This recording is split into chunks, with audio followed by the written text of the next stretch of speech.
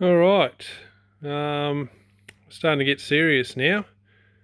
I've replaced all the gaskets, replaced the cross shaft seals, fixed the cross shaft and attached the brake pedals and the right hand foot plate.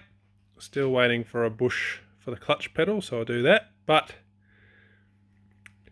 figured it might be time to test all those homemade gaskets and the new seals. So I've put about 35 litres of oil in the back end. This is the old oil I took out of it. I've screened it, I've filtered it. Not a great colour because it has been exposed to air a little bit, but there's nothing thick in it, no metal fragments, a little bit of dust and that was in the casing, but not too bad. So I'm going to let this sit overnight to test out some of the gaskets. I've put some white checkerboard underneath to see if there's any drips come out. Hopefully there'll be none overnight. While I've got it off now, it's not completely covering the inlet, but if I spin PTO, you should see the hydraulic pump in action. And that's very, very slow compared to how it normally go. But there's a shaft with an O-ring on the end that fits nicely into that connects up to the hydraulic linkage control. And that's how the hydraulic pump moves oil around the system.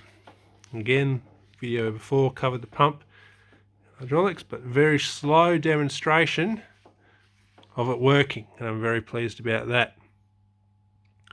Like I said, about 35 litres in there. Does take a fair bit because, as you can see, if I check the dipstick here, even after 35 litres, oil has not even touched the bottom of the dipstick. So, gotta buy some more oil, but I'll let a half load, make sure I don't have any major leaks anywhere. Again, with older tractors, they are going to leak, but hopefully we can slow it down enough to an acceptable level. Still waiting for the rear axle shafts, the rear axle seals to come back from a local dealership, getting some new bearings on those, but all going good.